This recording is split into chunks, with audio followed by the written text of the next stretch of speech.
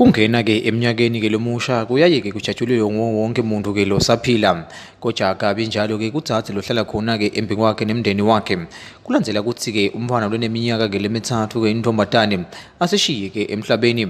kanti kuthiwa kuyasolakala ukuthi mhla ka-15 ke enyangeni ke lephelile lo mfana lo intombazane wagagadlelwa nguyise wakhe ngemuva kokube lo dzadze ke angaboni ngaliso linye naye ke lomsolwa kanti ke ngekusa ke kwanamuhla lo mfana ke ube siyasishiya ke emhlabeni ngekuthi ke wagagadlelwa ke asesemncane kakhulu ngekusho ke kwamalume wakhe wathi ubuye emsebentini wakhanza kunemonakalo kumfana wasola ukuthi umfana ureshiwe nakabuye aya kuyobutalela bekamshiya khona lo mfana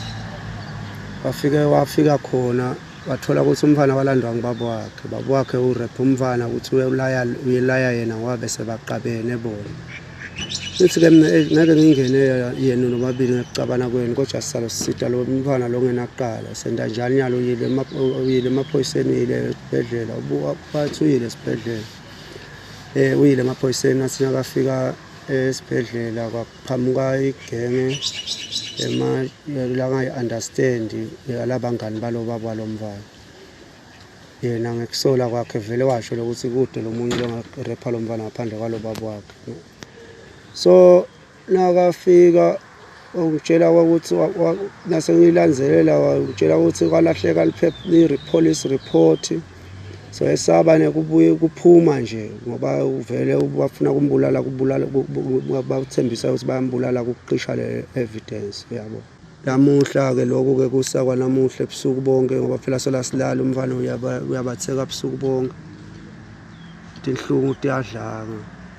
kusake kwalamuhla ke kube sesekukhaza ukuthi umphefumulo sowuphumile walomfana. Liphoyisa ke lemango lasembi kwakhe lona ngilicele kakhulu bona ke bodzathe ukuthi uma ngabe ke bahlukubeteka abasheshe ke baphume ke ebaleni waphindze waveta ukuthi lo msola ugiletika kakhulu batayisebenta ke indzaba yakhe nabo ke bemthetho nasibaphenya bakhuluma ukuthi umntwana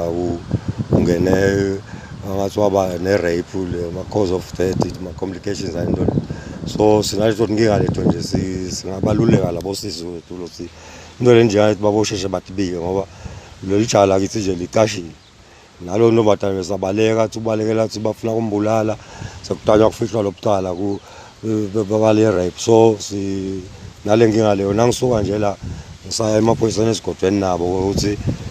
kuvukwe lelicala la rape. Tibalo tebantu besifazane labahlukubeteka bahlukubete ngibo ke bantu labathandzana nabo kubonakala ke shengathi ke tiyekhula etindzabeni temsakato yeMaswati Channel ngingeri Carlos ngizembi kwakhe.